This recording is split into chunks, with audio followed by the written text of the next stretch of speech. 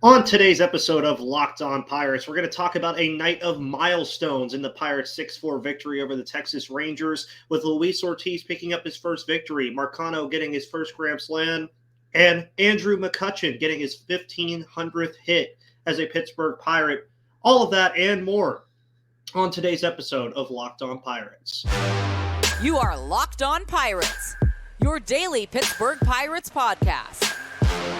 Part of the Locked On Podcast Network, your team every day.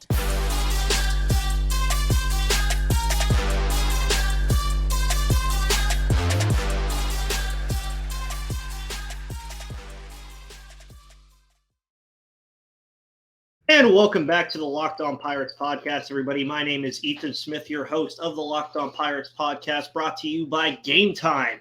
As you guys can see, we got a new layout for you guys, so I had to get dressed for the occasion with the wonderful Hawaiian shirt, promotional shirt that they always come out with every year. And I hope you guys enjoy the new look. I enjoy it a lot. I think it's very nice. It's very fresh, and I think you guys will really enjoy it. And another thing that we really enjoyed yesterday was the Pittsburgh Pirates picking up a win against a very good, very hot Texas Rangers team that, in all honesty, the Texas Rangers offense looks very scary on paper, and it is a very scary offense.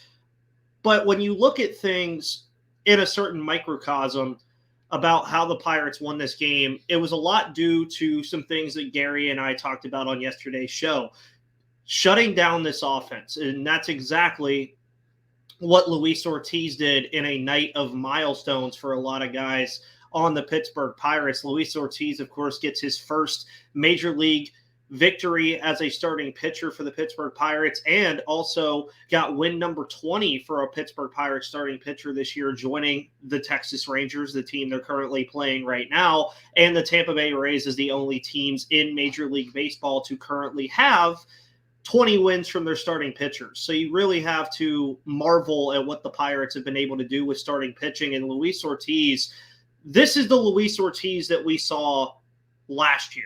This is the Luis Ortiz that we see in Indianapolis. This is the Luis Ortiz that we get to see on a daily basis in terms of using the fastball really well. But then when those breaking pitches are on, man, those breaking pitches are on. The changeup looked really good last night. He was throwing it with ease past Texas hitting. He was also using the slider, and he's added a sinker to his arsenal. He's not using it a lot, and it's kind of tough to tell because of the movement on his fastball when it's a sinker or when it's a fastball. And speaking of his usage so far this year, he's currently throwing the fastball about 56% of the time, the slider 28% of the time, and the changeup 15% of the time. So he's starting to get used to those to the off-speed pitches, if you will. And we know that he likes to use the fastball. We know that that's his thing. That's what he's always going to do. But he does have to develop these off-speed pitches if he wants to be a consistent Major League Baseball player, obviously. And that's something that you do want to see him do over time. And it is something that I believe he can do over time because he is still very young. He ran through the system last year, got to debut at the Major League level last year, and now he's been here for now 3 games. And this was clearly the best we've seen him. 7 2/3 innings pitched, 5 hits, 2 earned runs, 2 walks, and 4 strikeouts on 59 strikes on 93 pitches. The 8th inning that he didn't get to finish because he gave up the run to Marcus Semien kind of makes that stat line not look as good as it was before he got to the 8th inning. But of course, the Tucupita Marcano Grand Slam, which was his first, but we'll talk about that more in the second segment, definitely gave him a bit of a cushion to be able to go out there in the 8th inning before we then saw Colin Holderman and David Bednar. But you really have to marvel at what Luis Ortiz was able to do, especially against one of the top Major League lineups in all of Major League Baseball, of course. Adolis Garcia leads the league in RBIs. Marcus Semien has been on a tear. Corey Seager has been playing very well since he came back from his IL stint. Jonah Heim has been on a tear at the catcher position for the Texas Rangers. Josh Jung has been very good at third base. Nathaniel Lowe is a power bat at first base. They have a very good lineup, and Luis Ortiz, for all intents and purposes, shut that lineup down on Monday night. But that was not the only milestone that we got from the Pittsburgh Pirates on Monday night. Andrew McCutchen, in his first at-bat of the game, picked up his 1,500th hit as a Pittsburgh Pirate, becoming, I believe, the 8th active player to have 1,500 hits for one team. I don't remember that stat exactly, but I know he's also closing in on career hit number 2,000. He's 14 away there. He's at 1,986. He may be at 1,987 now because I know that he picked up another hit last night. He has also gotten on base in every game since May 4th, which means he's on a 12-game on-base streak. He has done very well getting on base via the free pass. He's done very well out of the leadoff spot over the last 15 games. Andrew McCutchen slashing 283, 387, and 396. Even better, he's slashing 333, 375, and 333 over the past 7 games, from primarily in that leadoff spot that we just saw him get into, not this past Sunday, but the Sunday before that, against the Baltimore Orioles. And with the absence of Oneil Cruz, who appeared to be the guy that the Pittsburgh Pirates are going to have at the leadoff spot, you really have to marvel now that Andrew McCutchen has taken over this role. It looked like Ke'Bryan Hayes was possibly going to take over that role, but now Andrew McCutchen has taken over that role, and he's done very well. He's been getting on base for Bryan Reynolds, who's been able to do some good things when he gets on base. Carlos Santana is another guy that's picked things up as of late. Ke'Bryan Hayes has gotten the bat going lower in the lineup.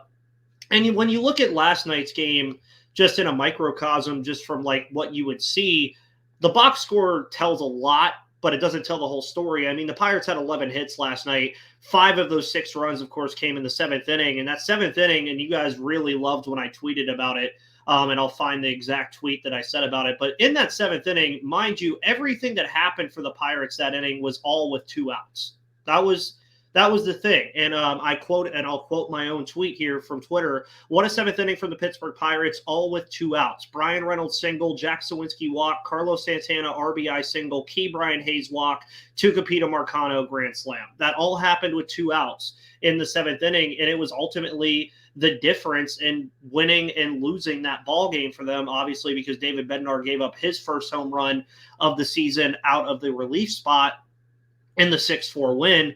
And we'll also talk a little bit more about this game in the third segment as we preview the second game of the series in the third segment as well. Again, make sure you guys go check out Game Time.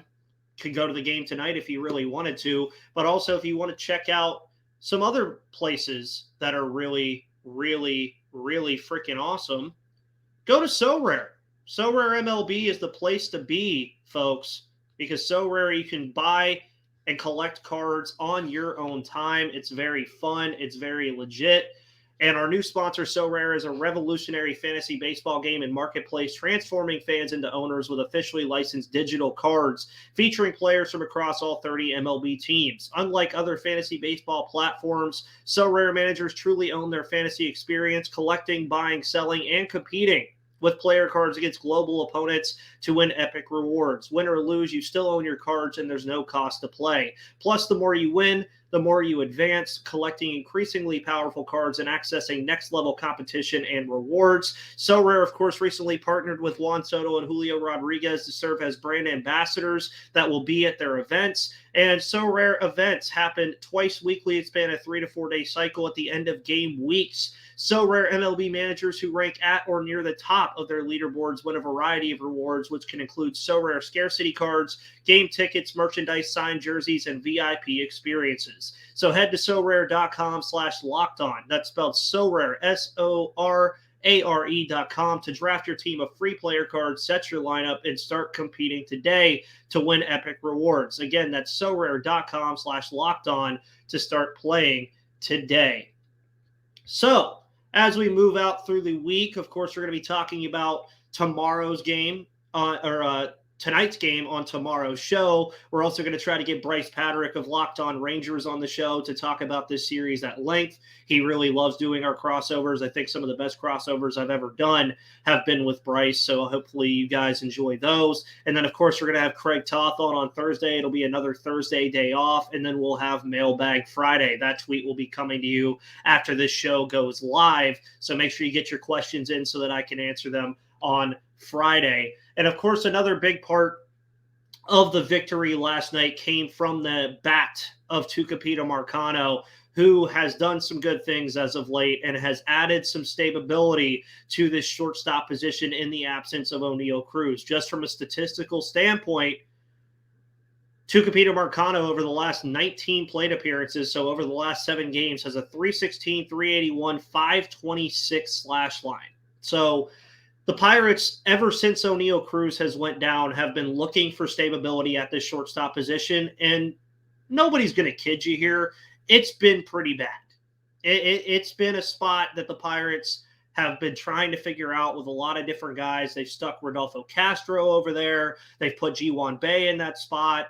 Tucupita Marcano has been in that spot. We've seen Chris Owings be in that spot. Drew Maggi, I don't think, played in the field at shortstop, I don't think. But there's been a lot of what they're trying to fix with that shortstop position has been a big storyline since Oneil Cruz went down when he collided with Sebi Zavala at home plate in the White Sox series. Marcano, though, has played shortstop quite a bit over the last week and a half, 2 weeks or so, which has kind of shifted Ji-Hwan Bae to second base and Rodolfo Castro to the bench for whatever reason. I would love to see them just give Rodolfo Castro consistent right-handed pitching at bats, because that's where he needs to improve. He does fine against lefties, but we need to know if that is ever going to be fixed, because the beautiful thing about switch hitters, and I know this is supposed to be about Marcano, but we'll get more into that in a minute, because this is Marcano's impact on what he's had in the middle infield so far. Rodolfo Castro, we know that he doesn't do as well against righties. Now, if you're the Pittsburgh Pirates, you obviously have been working on something with him, because he does come into the game every once in a while and bring you an impact. But you're never going to know if what you're teaching Rodolfo Castro is working if you don't throw him into that spot against righties consistently. And when I mean consistently, I'm talking 4 or 5 games in a row, or even a week in a row, where Rodolfo Castro is just in that spot facing a righty game in and game out, to see that if he is improving or not. And that's what you want to see from him. We haven't seen that. And part of that is because Marcano has been playing very well. He's been playing very good against righties. Ji-Hwan Bae has also been playing pretty good baseball outside of being caught stealing a lot lately. And he has his moments too, where he kind of just swings at stuff that he shouldn't swing at. But at the end of the day, they need to get looks at all these guys before Cruz comes back, because once Oneil Cruz comes back, then you have the question of, what do you do with Tucupita Marcano? What do you do with Ji-Hwan Bae? Ji-Hwan Bae is a little bit easier of a case because he can go to the outfield. I like him more as an infield guy, but he can go to the outfield, primarily center field in the in a platoon with Jack Sawinski, and that's how that'll ride. But what do you do with Rodolfo Castro and Tucupita Marcano at that point? Because Ke'Bryan Hayes is playing pretty much, if not every day. So Rodolfo Castro could back Hayes up, but then that means he's only getting maybe 1 appearance a week like we've seen lately. So what do the Pirates do? Well, Tucupita Marcano especially has kind of shifted himself away from the group as of late. One, because of Justice De Los Santos tweeting this picture that I'll pull up on the screen if you're on YouTube, and I'll quote him here. By the way, Justice is an awesome guy. He works for MLB.com covering the Pittsburgh Pirates. Make sure you go follow him if you're not already doing it. He's a phenomenal dude, brings donuts to the game all the time. Make sure you do that. But to quote this tweet for you guys that are on audio, Tucupita Marcano has made several tweaks to his stance, going with a wider base and altering his hand placement. His stance from 2022 is on the left. His stance from this afternoon is on the right. So this afternoon would have been the Sunday game against the Arizona Diamondbacks, seeing as this is May 21st. But you could see, for my people on YouTube, the clear difference here in his stance that he had from 2022 to now. You can see on the picture on the right, that's where I want you guys to focus the most, because that's the picture of what we most recently have seen from Marcano. You see the wider base that Justice is talking about. You see the hand placement is not more up towards the shoulder, it's more out with the hands. And it's allowed him to just be able to pull the ball better. He's been able to get on base. And he's also been one of those guys, too, that has been able to get on base via the bunt, something the Pirates really like using this year as a sacrifice bunt tactic to score runs. To bunt on base with guys like Ji-Hwan Bae and Marcano Marcano arguably is a better bunter than Ji-hwan Bae, but Ji-hwan Bae obviously is quicker, so he has a little more leeway on just getting the ball and playing, getting on base. But Marcano has been able to do a lot. I mean, you look at what he's currently sitting at. He's a 268 hitter with 2 home runs and 9 RBIs. And as I said before, he's just giving stability to the shortstop position when it's needed at most, with Oneil Cruz being out. And I'll also just say this too about Marcano. I mean, you look at his career, he's a 218 guy in his career. So he's playing over his head right now, but he also has a 787 OPS. He's playing good. So it is hard to justify not playing him, especially over the last 15 games when he's batting 270, 341, and 486. Again, you guys heard my splits from the 7 games that he's played recently. But even most recently, he has 3 hits in his last 3 games, 6 RBIs in his last 3 games. He had 2 RBIs in that Sunday game against Arizona, and then, of course, 4 RBIs in the Grand Slam last night against the Texas Rangers. But, I mean, it's really hard to figure with him on what they want to do. You look at his splits again on MLB.com. He's a much better player at home than he is on the road this year. He's played just about the same amount of games. He's played 16 home games and 15 away games, 300 average compared to a 226. But he's really picked things up in May. And it's really nice to see that. And not as far as the average goes, but he's picked things up in May in terms of scoring runs. He's picked up in May in terms of getting guys on base, getting on base himself, even if he's just sacrifice bunting, at least making it a stressful sacrifice bunt for the opposing defense is something that Marcano has done really well. And then you look at his splits against righties and lefties, obviously comparably different, a 300 average against righties, a 091 average against lefties. But where I like to go with this is currently right now, when he has runners in scoring position, he is doing very, very well. He has a 300 average when a runner is on second, a 333 average when a runner is on first and second, a 333 average when a runner is on first and third, and of course a 1,000 average when the bases are loaded. And you look at his scoring position numbers as well: 316, 409, 579, 988. So and that's of course in 19 at bats that he's been able to deal with that. So Marcano is one of those guys that's flying under, and I wouldn't say flying under the radar, but he's definitely one of those guys that once Oneil Cruz comes back, I wouldn't mind seeing Marcano play some second base alongside Oneil Cruz. It would probably be a little bit of a nightmare against righties, or against lefties, which is where I think Rodolfo Castro comes in. I think Rodolfo Castro, anytime that there's a lefty on the mound, Rodolfo Castro needs to be starting at second base because he destroys lefties. He just does. He's a much better player against lefties. He's always going to be much better against lefties, and it's something that I think he just needs to be. That needs to be at least one of his major roles, is Rodolfo Castro. When a lefty is there, put him in the lineup. He has the power element to change a game at the snap of a finger. Put him in there when a lefty's in there. And also, just to add to have fun, Tucupita Marcano was acquired how, everybody? Oh, how do you may ask? Oh, yeah, the Adam Frazier trade that also brought in Jack Sawinski. So that is one of the very good trades and very good acquisitions that Ben Cherington was able to make so far in his tenure as a Pittsburgh Pirates general manager. And he's had other ones. He's had bad ones. He's had good ones. But I would so far call Tucupita Marcano a success. And before we get into recapping the rest of Game 1 and things that I liked about Game 1 and then previewing tonight's game featuring Nathan Eovaldi versus Rich Hill, we're going to get a lot into some stats with those two guys. I want to let you guys know about the wonderful people over at Game Time. I will be using Game Time actually to go to Monday Night Raw in June. Game Time is an awesome app. You can download the Game Time app today and use code LOCKEDONMLB for $20 off your first purchase, because buying tickets to your favorite events shouldn't be stressful. Game Time is a fast and easy way to buy tickets for all the sports, music, comedy, and theater near you. Game Time is the fast and easy way to buy tickets to all of your favorite sports, And they will have a best price guarantee. You can stop stressing over the tickets and start getting hyped for the fun you'll have.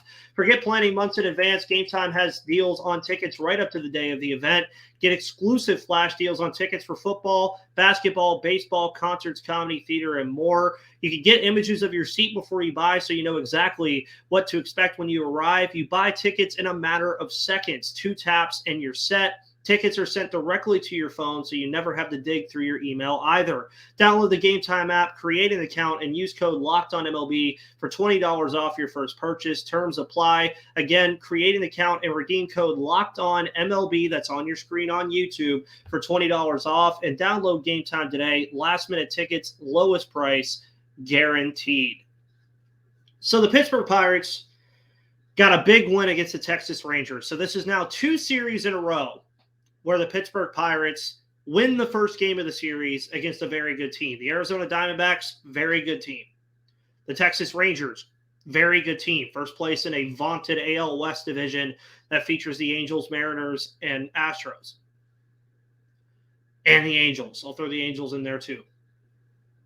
But now is the point with the Pittsburgh Pirates where they still sit above 500. They're 25-22 now.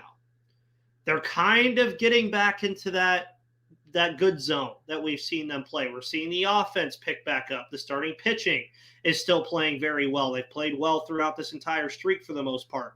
You're starting to see them take advantage of the opportunities given to them.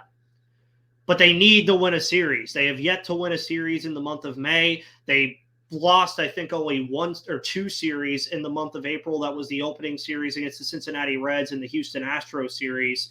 So now, when you look at tonight's game, this needs to be the game the Pirates need to win, in my opinion. And I know it's not going to be easy against Nathan Eovaldi, 2.83 ERA. We'll get more into what he's been doing in the month of May in a moment. But this is the game where it's like, okay, let's win this one, guarantee a series victory, mind you, at home, and then go into game 3 of this series on Wednesday and say, okay, now we've won the series. Let's get back to sweeping teams. Or if we lose this game, we won the series. Who cares, right? That's what you want to get back to. That's what the Pirates need to get back to. They need a series win under their belt. That is just something that they need. And I think they can do it tonight. It's going to be difficult, but I think they can do it tonight.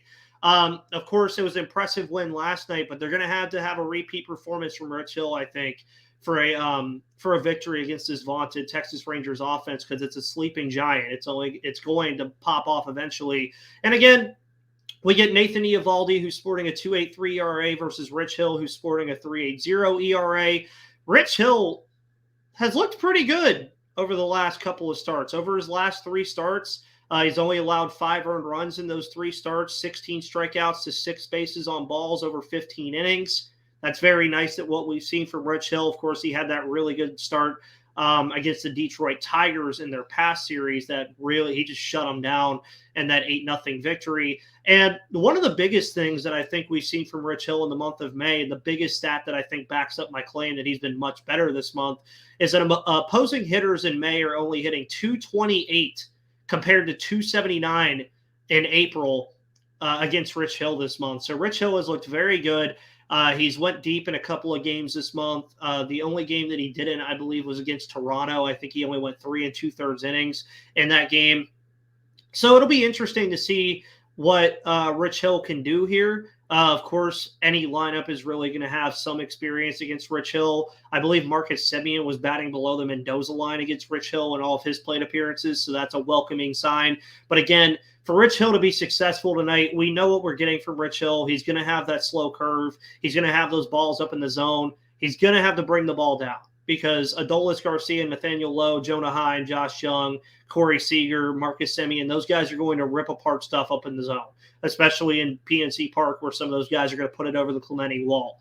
I would expect Rich Hill to I would say 3 or 4 earned runs this game. I think he'll go at least 5 innings because that's just a traditional Rich Hill start, 3 or 4 earned runs and 5 innings pitched, maybe 6 innings pitched, depending on how good he looks. He could be a welcome surprise. I'm not really sure.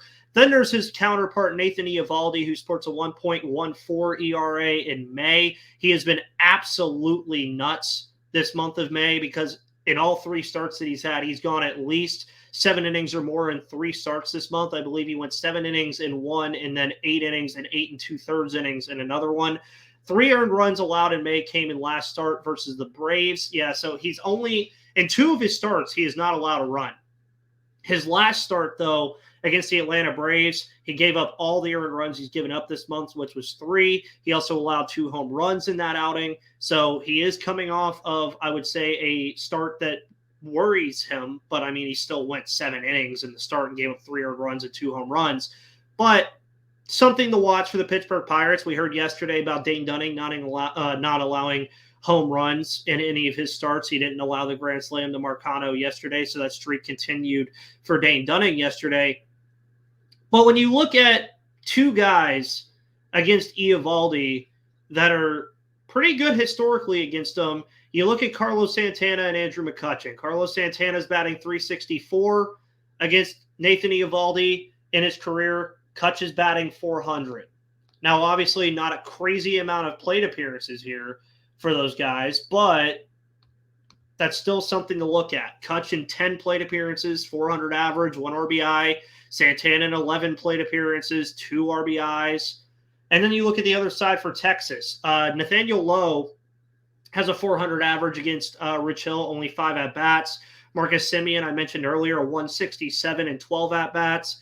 Corey Seager, .375 and 8 at-bats with 3 RBIs. So lots more experience there against Rich Hill than Nathan Eovaldi for the Pittsburgh Pirates, because the only guys in the Pirates lineup that have faced Eovaldi before are Carlos Santana, Chris Owings, Andrew McCutchen, and Austin Hedges. Those are the only guys that have faced him.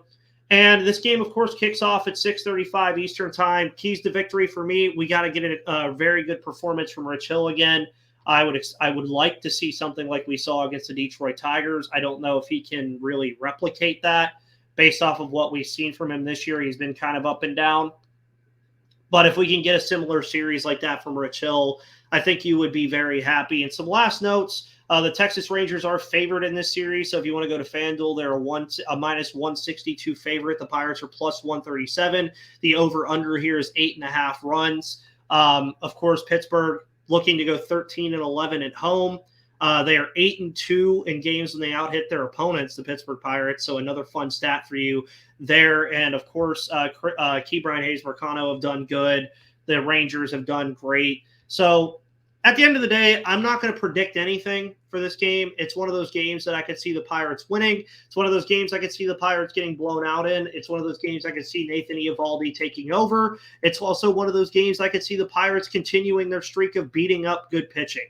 They didn't do it yesterday against Dane Dunning, but they've done it quite a bit lately against Gallen, Rodriguez, and Gibson. So we'll see if the Pirates can replicate that again. Guys, thank you so much for tuning into the Locked On Pirates podcast today here on the Locked On Podcast Network, where it's your team, your Pittsburgh Pirates every day. As you see in that bottom corner, there we go. There we go. Watch Locked On MLB next with Paul Francis Sullivan, but please call him Sully. Hopefully you guys enjoy the new graphics. Hopefully you enjoy everything else. And guys, make sure you follow me on Twitter at MVP_Ethan or at Locked On Pirates. My name is Ethan Smith, your host of the Locked On Pirates podcast, and I will see you on the flip side.